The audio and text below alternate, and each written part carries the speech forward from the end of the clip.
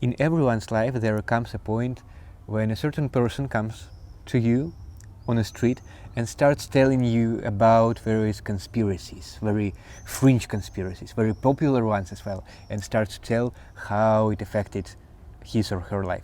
Well, this happened to me today. I was walking here nearby, and someone came to me and started to talk to me about various ways in which all local conspiracies affected him deeply.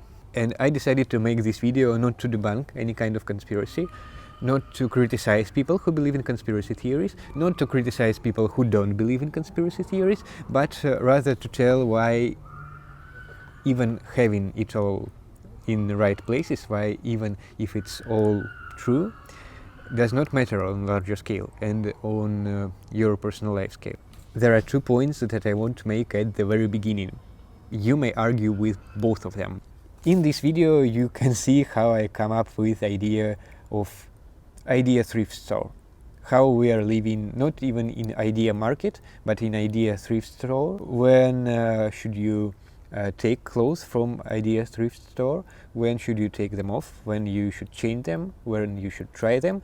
We'll develop and discover all of this throughout this video, so stay till the very end. I hope it will be interesting and curiosity inducing. Thanks. First point is that oppression is real. So there are various kinds of oppression. It's not necessarily like a capitalistic system, it's not necessarily only by state, though mostly. It's not necessarily by some colonial power, it's not necessarily by some gender-related issues, it's not necessarily by some certain conspiracy, but the way in which it exists on some societal level is, I think, true, always. So there are always 2 forces, something that presses, and someone who reacts. And even if you look at your personal life, you can see ways in which there were various people who wanted to oppress you in various ways, and ways in which you reacted to it. Either you got through your own line and doubled down on whatever you wanted to do, or you made some compromise, or you decided to act as this person told you. So it works both on personal life, but also in life of society. So there may come a strong man, there may come a certain dictator who suddenly pushes his own very strict political agenda onto a society. Society has various ways to deal with it. Either it can say that, okay, it's my opinion now as well. We also do mostly think that. Society may make a compromise, some sort of agreement that doesn't work like agreement, of course. It's not in no way an agreement. Or it can just double down on original opinions of that society if this certain strongman was not popular when he came to power, which is also rare. As I mentioned, you can react in various ways. It's not limited to those 3 ways. There may also be ways in between of them.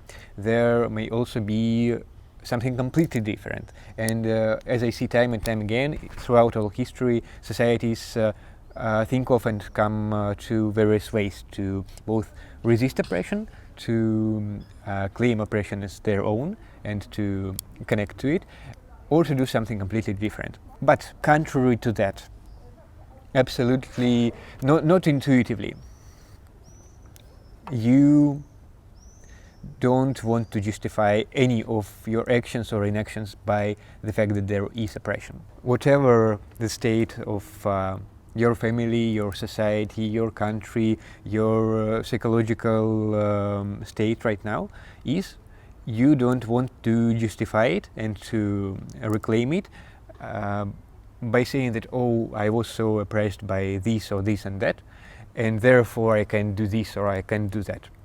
Sometimes it may look like this. On one hand, it's a good thing to react.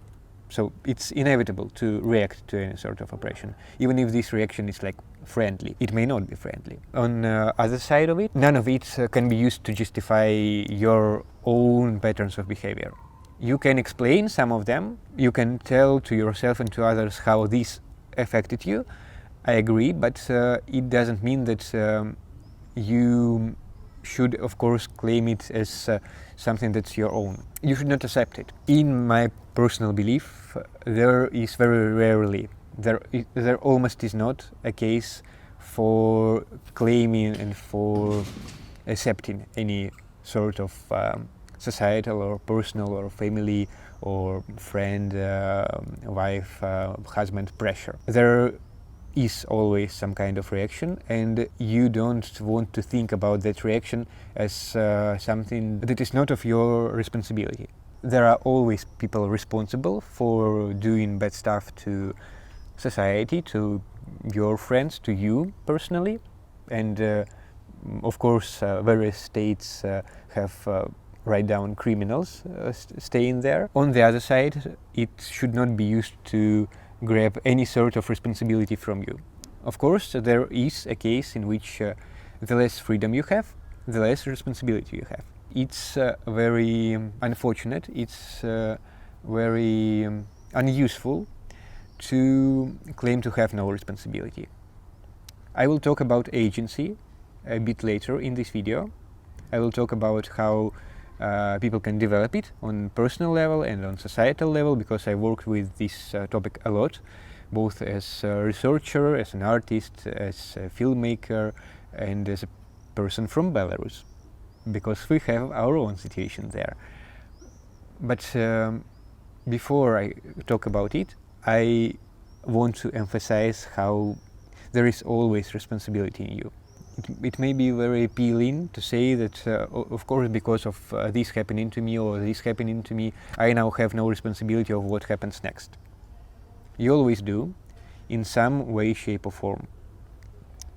Nothing that happens to you, I believe, can shift you so much that you have zero responsibility for your thoughts, your behavior, your opinions, etc.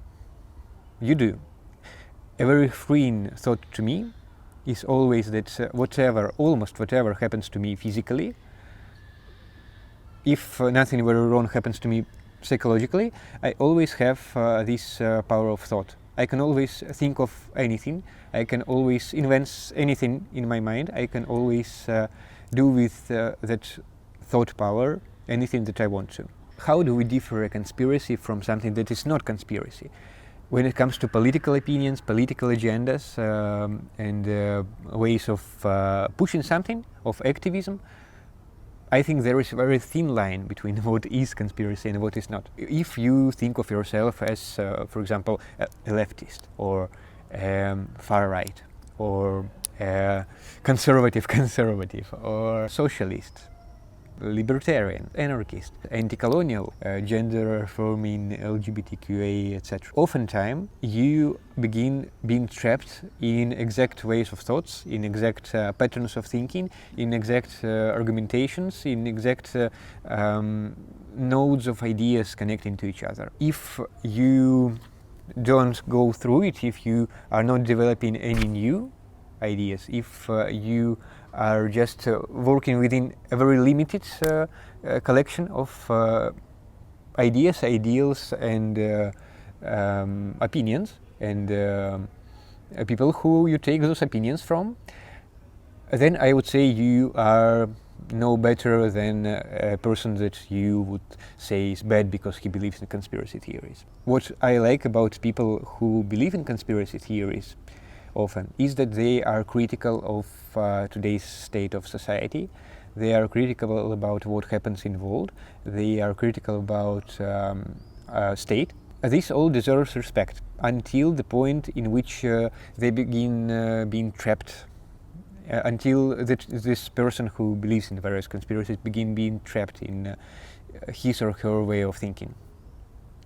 I believe there is a very scary thing about being trapped inside a very certain pattern of ideas. You should not ever be limited to certain ways and certain ideas.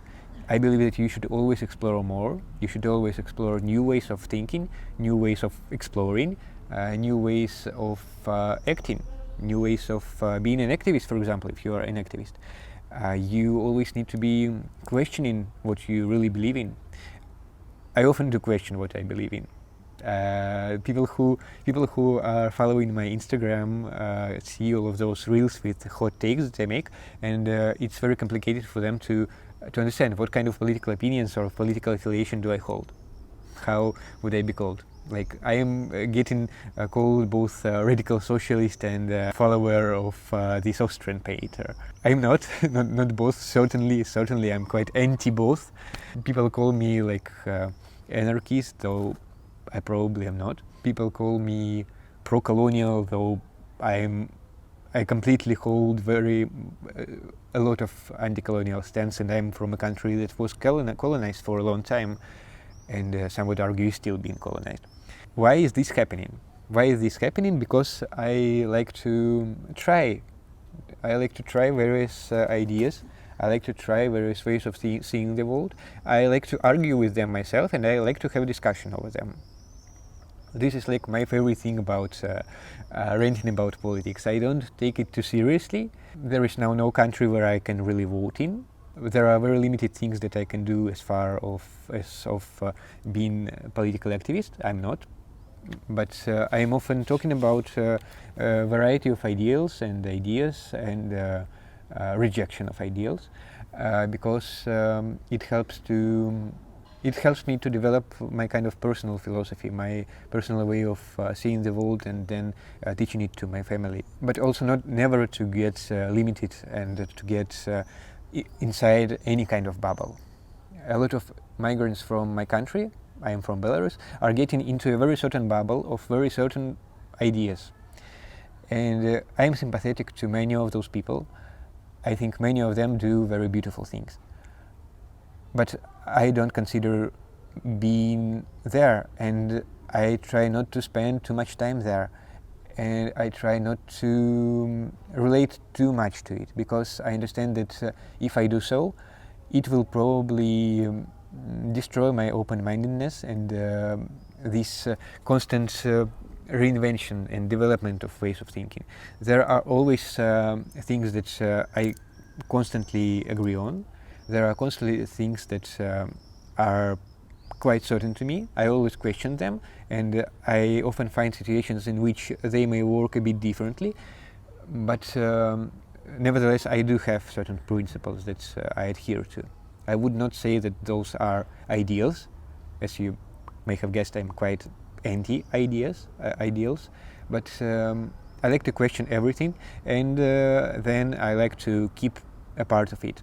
I like to keep part of various ideas. If you watched my video about radical funnel, which I recommend you highly to watch, it's a framework that works almost always, you can see how a set of ideas can develop and can be shared, how various public figures use it to, in a way, press down their ideas or to trying to go up with them. Both ways, wherever they are, whether they are now in a power structure of certain sort, or if they are now completely punk underground and they're trying to make their ideas less fringe.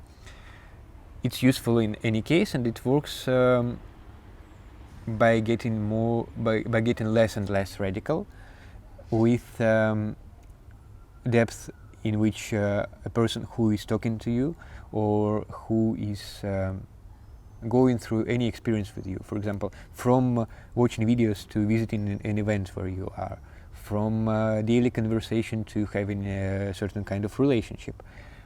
It works each time, it works each way. I use it perfectly in my personal life and in local activism as well. Like in local actions that I do, it works as well. So this is why I recommend you highly to watch it, to get acquainted with this framework and to see whether you can use it. It's also an explanation behind all of those hot takes that you can see on my short format social medias. I will also be now doing a video about how to overconsume. I will now also make a video about how information overload is actually good in a way, how to use information overload, and how you can be using it as well. So stay tuned for that. I love conspiracy theories and conspiracy theorists until a very certain point.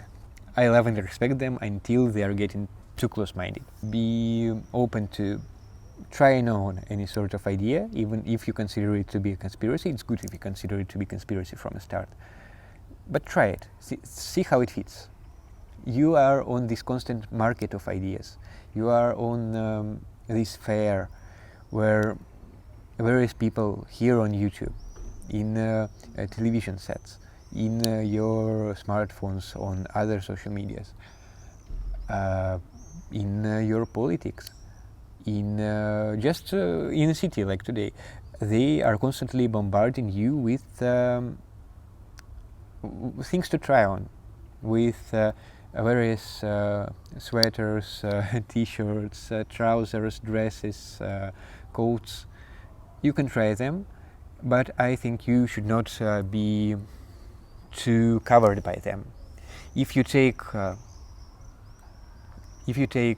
those trousers, this t-shirt, this coat, and this overcoat, and this hat, and then this hat, and you're staying in them for a long time, you will not feel good. It will not be not productive, not feeling well, not anything good about it really. Then comes a night, you should take it off and go to sleep. This is how it works with ideas. You can find your set of armors. You can find a set of ideas that works well with you, that you feel protected by or challenged by, whatever you like. But there always should be a time where you should reconsider them completely, where you can take them off for a certain time and see what fits. Go to a mirror and explore how well it fits you, actually. We are now in thrift shop of ideas, not even in a market of ideas, because of course ideas are not really so original now. Probably all of things that I'm saying now have been said. So it's not even the market, it's a thrift shop, it's antique shop, it's something like this. Don't get too uncovered by it. I see our political world, our society, as a set of pendulums. So there are those poles like capitalism, socialism, colonialism, anti-colonialism, local, global, Trump, anti-Trump, Western world, Eastern world, a variety of others. I believe most of the time you should not constantly sit on one, all of those things that can be like pro-life or pro-choice, and anti. Those are things to be a bit wary about. You can find your spot somewhere in between. I don't believe that political compass is a good way to find it, because any kind of political compass is biased, even if it's biased towards ways that I'm sympathetic to. What I believe you should do is to take any kind of notebook, any paper, and write out those pendulums. So what you have here is one thing, what you have here is the other thing. What you have here is one thing, what you have here is the other thing. What you have here is this, and what you have here is that. And see what is closer to you. How are you moving? You can do this on all sorts of topics that are really in interest to you, that are important to you.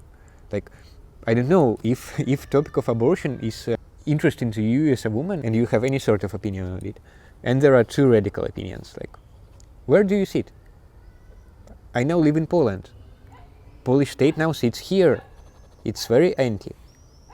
So there is this pendulum way of thinking out all of your current political ideas. And this applies not only to politics, it applies to personal life as well. Again, those things work on any scale. You can scale them up and down however you want to. This is part of this physical operation system that I do. It works on any pen and paper. I'll tell about one more very useful tool in regards of all these topics later. But what I want you to understand here is that centrism is also a pendulum. Hello, Jack. I know that many people are quite anti-centrist, so I will make one more kind of pendulum, and here is centrism, here is anti-centrism. Because, you know, we don't have this form of political shape. We don't have this form of political shape. Those are all like constructs that make almost no sense. It's a very varied field consisting of many ways, shapes, forms of all shapes and sizes. And it's not as easy as all of those ideas that are flowing around. Again, this is why political compasses are not probably best idea, and you should do it yourself. DIY way. You should not, I believe that most people should not sit on one certain side of it, but pick something on the scale, and keep in mind that it can change. It's very interesting to note it out, and then in certain years come and remake it from scratch, and then see and compare what have changed and why. It's very important to understand why have you changed various opinions that are important to you. Not all kinds of opinions are important. Not all ways of you thinking of politics are important, but many of them are.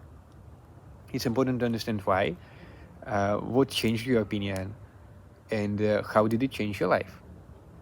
And now, returning to this topic of oppression changing your life, oppression affecting your life, what is very crucial here is developing agency. I don't want to sound like some self-development, self-improvement guru. I'm not. But if you are thinking about current system, whatever system it is, influencing you too much, think about how to develop your personal agency. From smaller steps in your personal life to larger steps to activism if you're interested in that, to creativity, to art if you do that. There are dozens of ways in which you can develop this agency. Well, what is agency? Agency is a way of influencing the world and your personality. It's a way of influencing you, people around you, and the world. Remember to subscribe, and please leave a comment.